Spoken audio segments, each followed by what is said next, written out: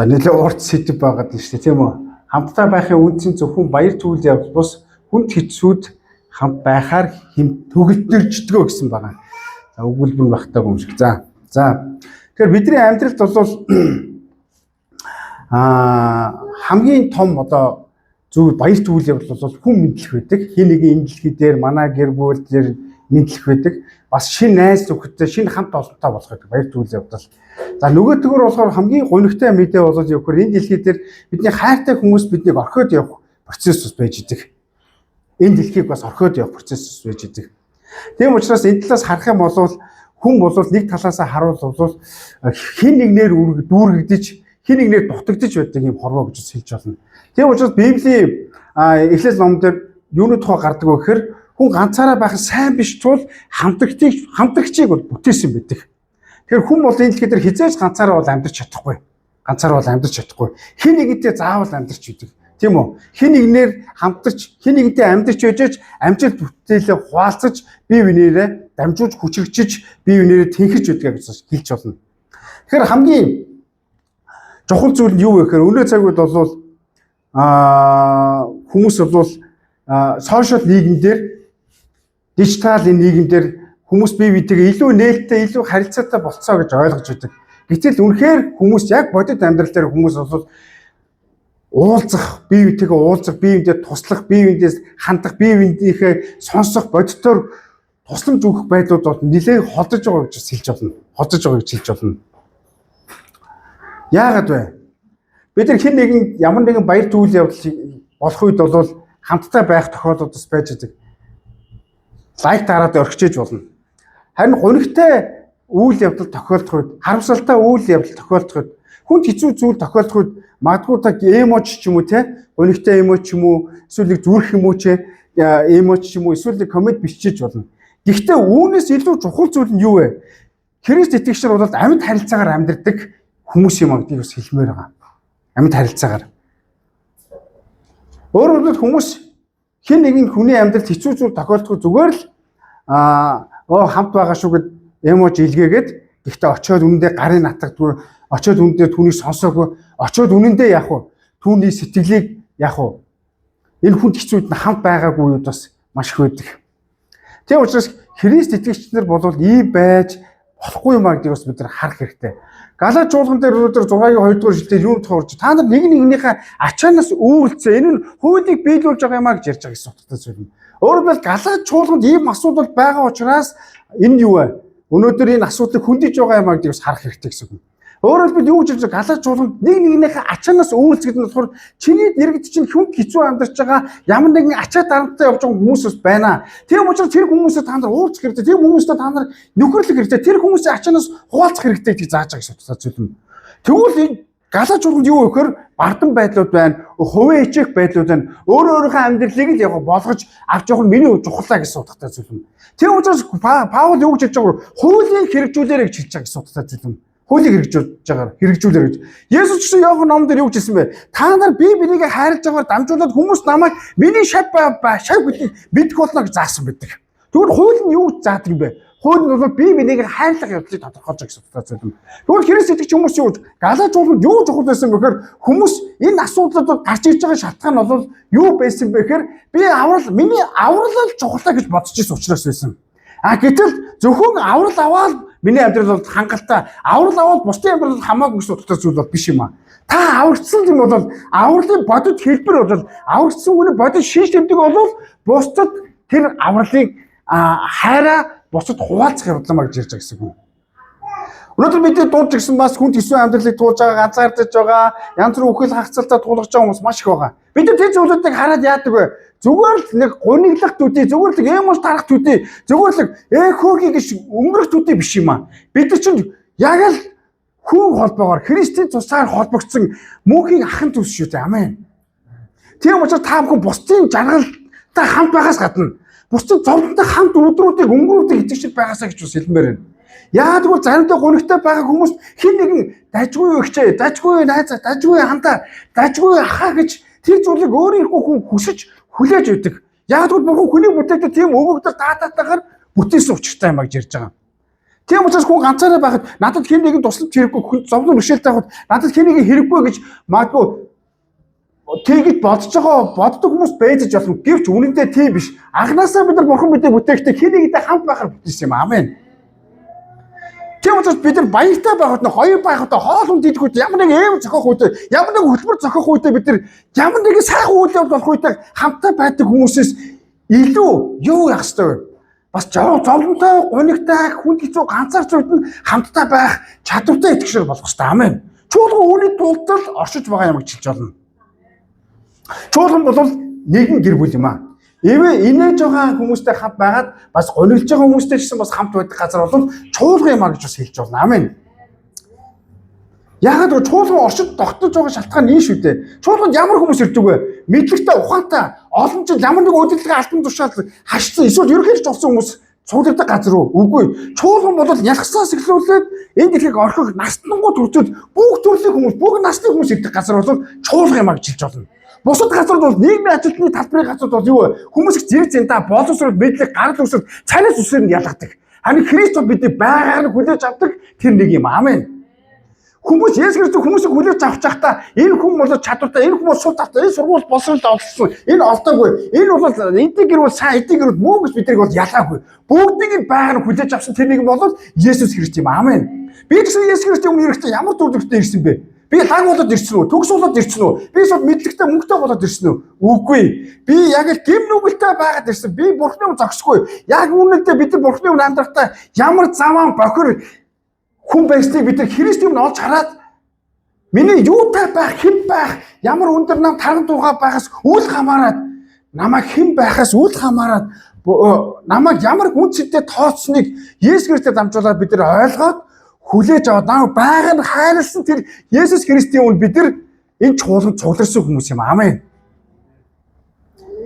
Бид түүний амиар, түүний цусаар, түүний үхэл, амжилтаар дамжуулаад бид нар аврагдсан хүмүүс юм. Амен. Нийгэм бол биднийг мөнгөөр хэмжинэ. Нийгэм бол биднийг чадвараар хэмжинэ. Нийгэм бол бид нар юу хийж чаддаг чадгүйгээр хэмжих болно. Харин Христийн чуулган бол таныг байгаль хүлээж авах газар юм а гэж хэлж байна. Амен. Тэгвэл чуулганаар ямар хүмүүс цуглардаг юм бэ? Зарим чуулганаар ингэж нийгмийн хүмүүс ингэж боддог. Ажил хийдгүү нэг хідэн хүүхдүүдийн цугларч гэж ойлгодог. Юм хийх чадваргүй, оюуны потенциалгүй хүмүүсээ цуглардаг. Эсвэл амьдралын чадамжгүй хүмүүс гэж ойлгож идэг. Гэтэл Библиэр юу гэж хэлдэг? Ром номдэр мэрэгдэл ичээхийн тулд яг мөхчдийг дорой нэгний буу Есүс Христ дууцаа гэж хэлдэг. Есүс дагалдагчаар харах юм бол тэд мэдлэгтэй болсолтой чадвартай хүмүүс биш байсан тийм үү? Бүгдээрээ зүгээр л энгийн нэг ажилтаа өдөр бүрийнхөө амьдралыг арай гэж болгож ирсэн нэг юм байсан. Есүс тэднийг одоо намайг дагаа гэж хэлсэн. Би та нарыг хүмүүсийг загасч болгоно гэж хэлсэн. Өнөөдөр бид Есүс Христ ямар нэгэн нас цус царай зүсээр дуудаагүй. Тийм үнцээр бид нар олцсон хүмүүс юм. Амен. Гэхдээ Есүс ганцхан чамайг дуудаагүй. Энд өөрөөр та нар субъектив байдлаас хараарай. Ганцхан сууж байгаа үдэг ганцхан дуудаагүй. Энд зогсож байгаа чигсэг ганцхан дуудаагүй. Хүний бүрийг Бурхан дуудсан. Амен.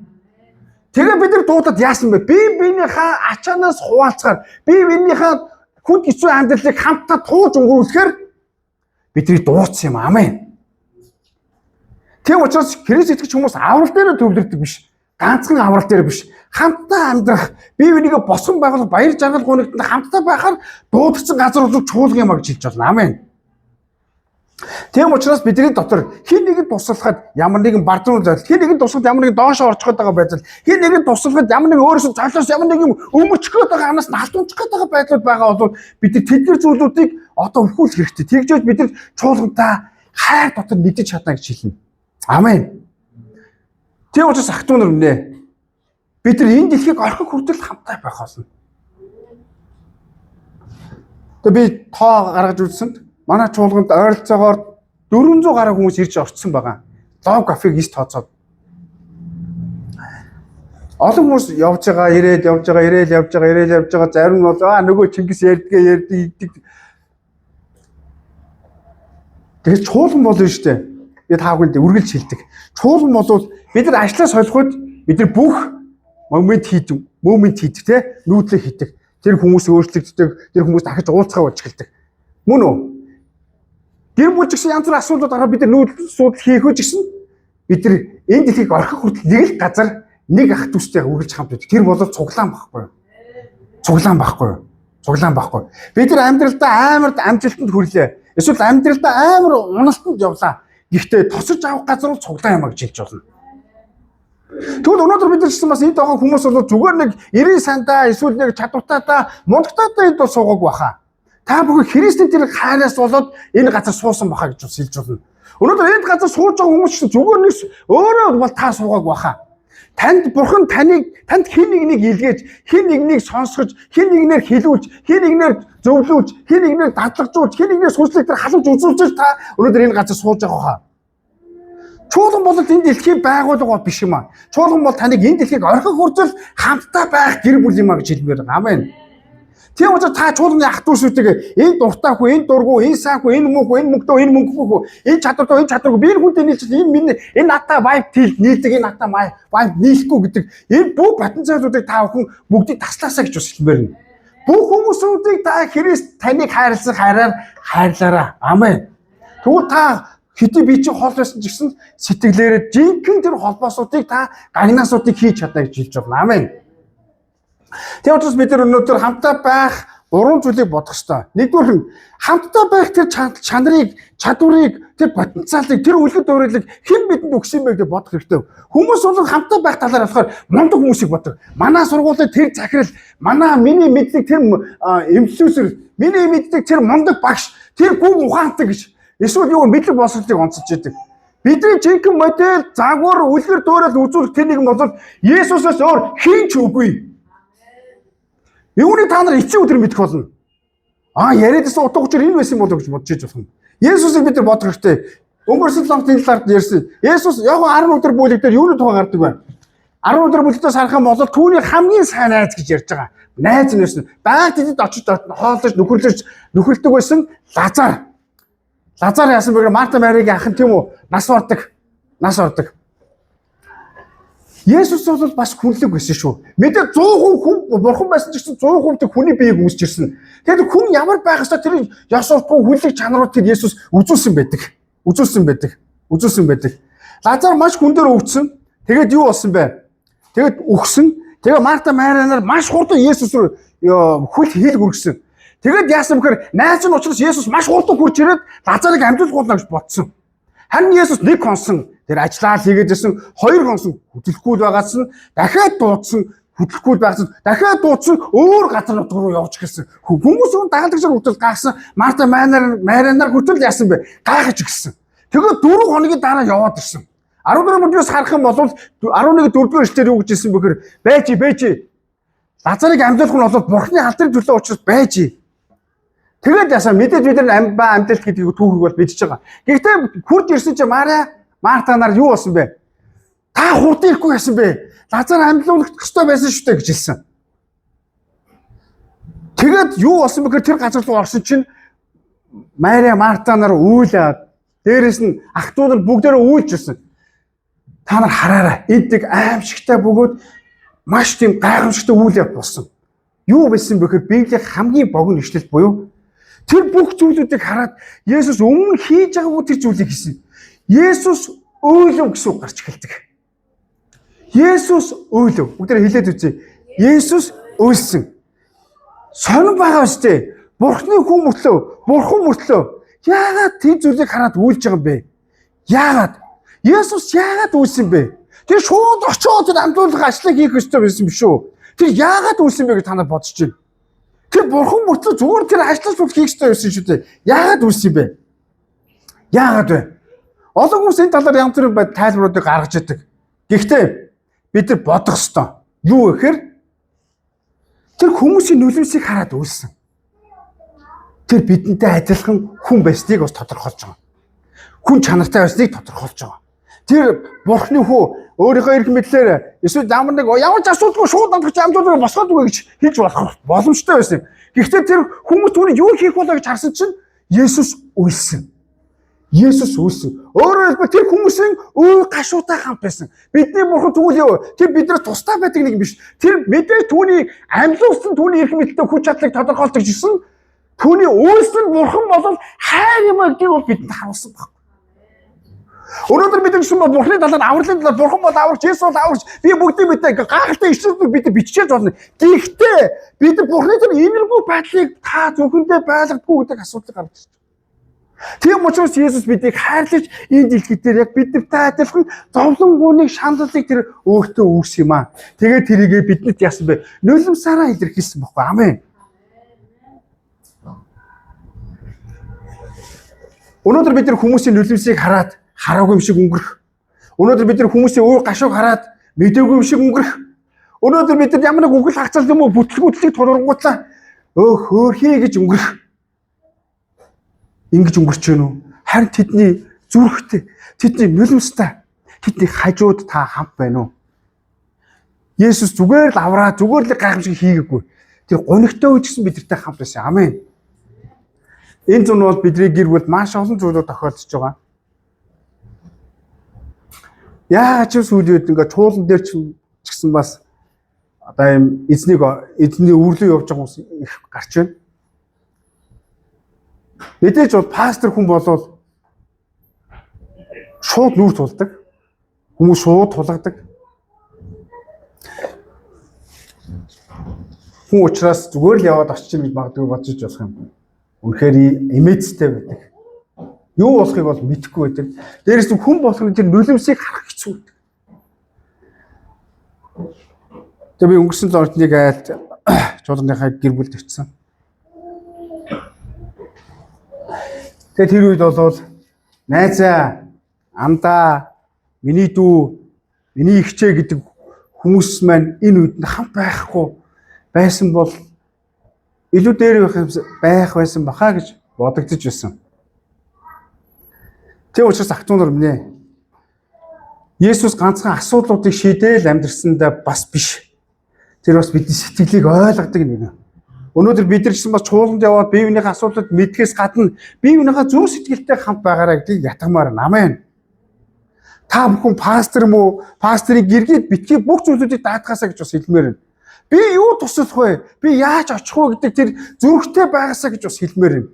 Яагадгүй тэр үдсэн тэд нар гэсэн яах ихээ мэдгүй байдлуудад явдаг юм аа. Есүсийг бод хараараа. Та нар үнэхээр Есүстэй уулзсан бол Есүс Мартагийн өвдөлтийг мэдэрсэн. Мариагийн шаналлыг мэдэрсэн. Ах トゥ нар бүгдээрээ үйлж байгааг бас мэдэрсэн. Бүгдээрээ гонигтай байгааг мэдэрсэн. Үхэл хүнд ямар их зовлон бэрхшээл авчирч байгааг Есүсээс харсан. Тийм учраас Есүс үйлсэн шүү. Энэ ишлэлийг богинохон ишлэл гэж гоё хөгжилтэй ярих явдал биш юм аа. Есүс яагаад үйлсэн болоо гэдгийг та нар бодож үзээсэй гэж бас хэлмээр. Өнөөдөр бидний дунд Есүс байгаа. Та бидний амьдралд байгаа шүү. Есүсийн зүрх сэтгэлээр үлгэр дуурайлаар бие биентэйгээ холбогдож амьдарцгаа. Амен. Заримдаа хүмүүс хэн нэгэн хүний амьдралд хэцүү зүйл тохиолдох үед битгий уйлаараа. Зүгээр удахгүй зүгээр болноо. Итгэлтэй бай гэж хэлжээж магадгүй. Эсвэл та гоё сайхан ишлэлүүдийг те ятгажээж болох юм. Гэхдээ үүнээс илүү чухал зүйл нь юу гэж хажууд нь байхыг хичээгээрэй. Та амар зөвлөгөө өгч чадахгүй ч зүгээр л хажууд нь байгаарай. Үндэ олон оршуулгад очих үед заримдаа юу ч хэлж чадахгүй үед байдаг. Тийм учраас зүгээр л хажууд нь байх нь тэр хүнд маш том одоо хайрыг одоо хуваалцаж байгаа гэсэн үг. Бид нар ямар нэгэн гоё зүйл болох үед бол нойроо чухслаад, мөнгөөч зориулаад, ажиллаач таслаад, тэ янз бүрийн юмд өөрсдөө зориулдаг. Харин гонигтай үед нь хамт байхгүй хүн бол хэрэг юунд билээ? Авралын утга учир юунд билээ гэдгийг та бүхэн сонсоосоо. Тэгэхээр энэ 11-р бүлгийн түүх, Иохан 11-р бүлгийн түүх зөвхөн Есүсийн тухай биш. Бид нар ямар хүн байх ёстойг л зааж өгч байгаа гэсэн үг байхгүй юу? Өнөөдөр бидний эргэн тойрогчсон бас ганцаарч байгаа, итгэлийн үед унж байгаа, бас тийм гониглж байгаа хүмүүсээс байж болох юм. Шантарч байгаа хүмүүсээс байж болох юм. Гэхдээ та бүхэн эргэн тойрны хараарай. Бид нар өөрсдөө л авч явах гэж зүвтрэхээс харин бусдыг ачаад хуваалцах үед та илүү эзэн дотор тэнхэрдэг юм аа. Эзэн дотор илүү ухаачдаг юм аа. Эзэн дотор илүү хүн чанаруудыгаа та хөгжүүлдэг юм аа гэдгийг хэлмээр байна. өвдөлтийг зөвхөн үгээрээ эможоор, сошиалоор идгээдэг процесс бол биш юм. Онлайнаар идгээдэг процесс бол биш юм. Боддоор хамт байж илүү бодит үр дүн байдаг юм. Амен. Тэгээ учраас Галаач болгонд юу байсан бэ гэхээр бардам байдлууд байсан учраас хувийн эчээг амиа бодох те энэ дэлхийд 6 зангид эд хөрөнгөтэй өөрийгөө болцсон тийм зүйлүүдээс учраас чуулган дотор бие биенээс тусламж хэрэгтэй хүмүүс маш их байсныг бид нар харах хэрэгтэй гэж ярьж байгаа. Тэгээ учраас Галаат номыг юуны ном гэж ярьдаг вэ гэхээр хуулийг хэрэгжүүлэхэд тулд өгөгдсөн номоо гэж ярьдаг. Та хичнээн их Библи мэдлэг, хичнээн их ишлэж ярьсан, хичнээн олон жил янз бүрийн зүйл Библийг судалгаа хийсэн ч гэсэн та үгийг хэрэгжүүлдэггүй юм бол хэрэг юунд бэ? Авралын чинь үн чинь юунд билээ та бодож үзээрэй. Биелийн 2 дахь хэсэг Есүсээс гадна хуучин гэрнээс харах юм бол бид нар Даниэл, Давид болон Йонатаны талаар түүхийг бид нар мэднэ. Йонатан, Давид хоёр бол яг үнэхээр бас найз нөхөрлийн үлгэр жишээ байсан. Бид нар 2-р 1-р Самуэль 18-аас 20-р бүлэг дээр бол яг энэ Давид, Йонатан хоёрын түүх гардаг. Давид Голиатыг ялсны дараа Саулаар хурж ирээд Бурхны тэр ивэлээр Бурхны хүч чадлаар би ялсаа гэдэг гэрчилж байсан. Тэгээд тэрийг Йонатан сонссон.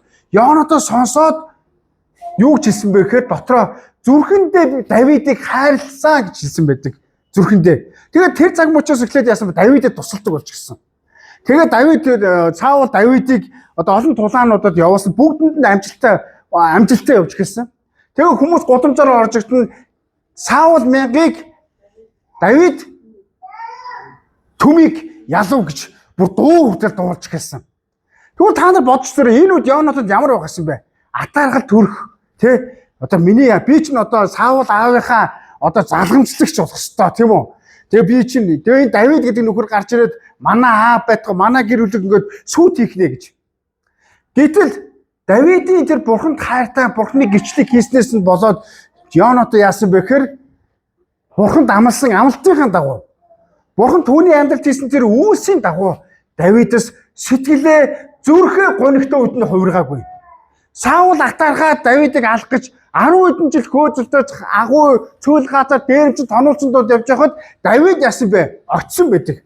Тэр утга агуу нуугдаж явахад Йонатан өөрөө очсон байгаа байхгүй юу? Бичлэн очсон. Хүнээр үг дайгаагүй. Өөрөө бичлэн уулзаад би чамайг хамгаалах болно гэж хэлсэн байдаг. Тэгээ түүний аймыг аварсан. Энэ бол итгэгч нарын хоорондын нөхөрлийн жинхэнэ амьд харилцаа юм аа. Амен. Амьд харилцаа юм аа. Бид нар хин нэгэн чуулган дотор баяа гэж хин нэгэн бид нар ч маш амархан тийм атаархалд унчих гэдэг хүмүүс. Ямар нэгэн зүйл болох үед бид нар хин нэгэн амжилттай байх үед нь бид нар яагаад би биш. Энэ харах царайны тийм биш үү гэж атаархалд өгдөг. Тэгээ тэрийг өнгөлн далталтаар те завгүй байна. Ийм залмихээр яадаг вэ? Харилцаагаа тасалж би лав хизээч шиний доор орохгүй гэж ийм байдалд ордог. Яагаад энэ хүн бурхнаас илүү өрөөгдөд илүү тийм ивэлтэй байна гэж атаарх үед бас байж идэг. Яагаад хүмүүс намайг анзаарахгүй байна гэж бодох үед бас байж идэг. Би ч юу гайгүй шүү дээ. Энэс илүү чадвартай шүү дээ. Тэ? Библи Коринт номдэр 4 Коринт номдэр юу гэж хэлдэг вүлээ? Хайр болвол атаархдаггүй. Амен. Хайр бол атаархдаггүй. Хэрвээ та хэн нэгэнтэй найзаас нөхөрлөж холбогдож тэ гэрлэгдэж тэ тусалж ачаанаас нь өөрсөж чадахгүй бол танд атаархалд бүдэрсэн байхыг үгүйсэхгүй мэ гэж ярьж байгаа.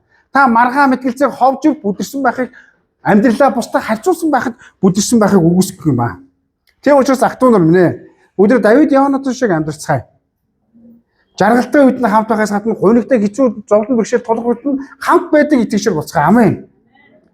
Жинхэнэ нөхөрлөл бол баяртай үед нь баяр дүүл явдалтай үед нь хамт инээж харин зовлон бэрхшээл тулах үед хамт уйлж хамт байж итгэлэн сулрах үед хамтаа залбирдаг итгэгч нарыг тодорхойлдог юм аа.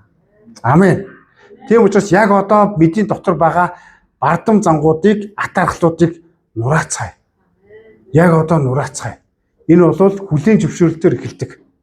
Хүмүүс олон жил яагаад Есүс Христэд итгэхээс залхуурдаг вэ гэхээр үгүй тийм итгэхээс татгалздаг вэ гэхээр бардам байдалтай шууд холбоотой байдаг. Хатаархалтай шууд холбоотой байдаг. Петр байдалтай шууд холбоотой байдаг. Хүссэн. Бурхангүй амьд чи болоод байгаас ч чадвартай байгаас гэж бодож байгаа. Өнөөдөө хүсээгөө бүх хүн өгөөд бурхантай уулзах болно. Тэр өдөр бүх учир шалтгаан өнөөдрийн ярьж байгаа учир шалтгаан байсан гэдгийг бид нар ойлгох болно гэж ярьж байгаа. Тийм учраас ах トゥ нар бүгдөө найс нөхөрлөлөөр холбогдсон цуглаан болцгоо. Амен. Анхны чуулганыг харсан. Анхны чуулган Үгс номын 2 дугаар бүлэг дээр гардаг тийм үү? Тэд нар сайн мэдээ сонссныхаа дараа бүгд баптизм хүртсэн. Тэгээд яасан бэ? Өдөр бүр цуглаан цугларч тэдний юу вэ? Тусдаа байсан юмуд бүгд хамтдаа болж өржигдсэн. Хамтдаа Бурхныг судалж, хамтдаа залбирч, хамтдаа айлаас айлд очиж ирсэн. Хамтдаа бие биендээ тусалж ирсэн. Нэгэн гэдэг зүйл маань минийх гэдэг зүйл нь биднийх болж эхэлсэн. Минийх гэдэг зүйл маань бид бүгдийнх болж эхэлсэн. Өөрөөр хэлбэл тэд нар хамтдаа болж эхэлсэн гэдгийг бид нар харж байна. Хамтдаа болж эхэлсэн. Тийм учраас чуулган дотор бид нар хамтдаа суралцдаг, хамтдаа залбирдаг, хамтдаа бие биендээ тусалдаг, хамтдаа бие бинийгээ сонсдог, хамтдаа бие бинийгээ баярыг хуваалцдаг, хамтдаа бие бинийгээ зовлонд хамтдаа байдаг чуулган болох хэрэгтэй. Амен. Анхны чуулган тийм байсан учраас тэд нар 3,000 болсон, дараа нь 5,000 болсон, 20,000 болсон, дараа нь юу болсон бэ? Дэлхийн даяар тэд тархсан шүү дээ. Тэдний хамтаа байгаа байдал, хамтын амьдрал нь дэлхийн Ром, тухайн үедээс 1-р зуундаас нь дэлхийн хамгийн хүчирхэг Ромыг хүртэл яасан бэ? Нураасан шүү дээ.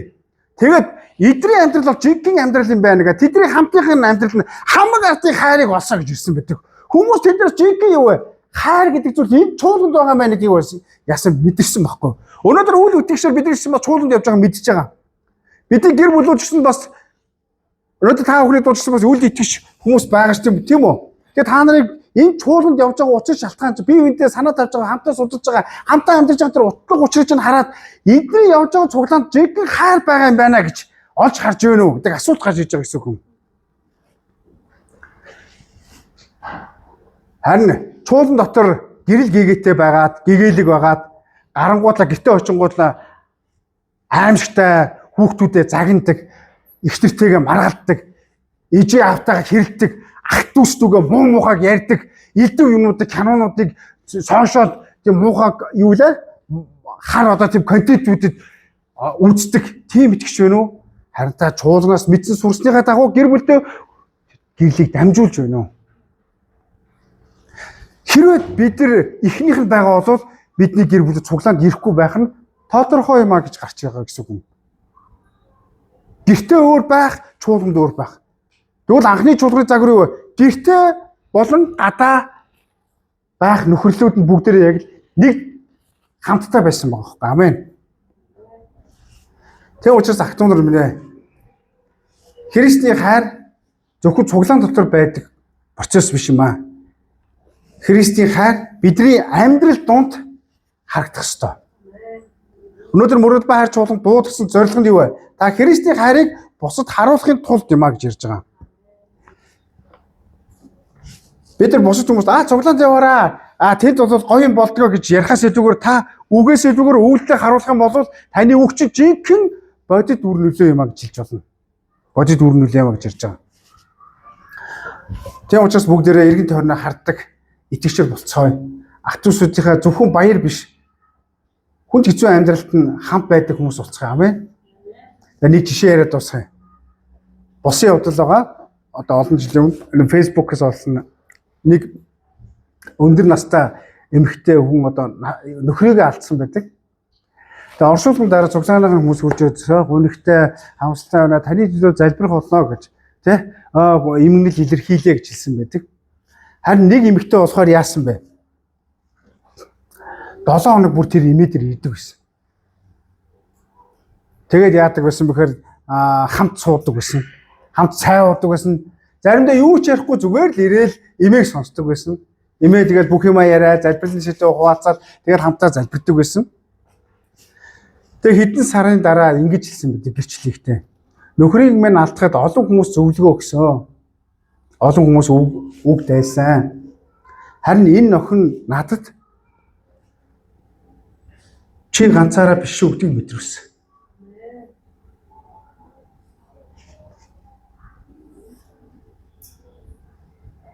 Бид нар Христийн хайрыг ярьдаг хүмүүс биш, Христийн хайрыг үзүүлдэг хүмүүс болцгоё. Амен. Тийм учраас чуулган дотор баяр гунигтай үйл явдлыг хараад муухай хүмүүс битгий болоорой. Туслахын тулд холбогддог байгаарай.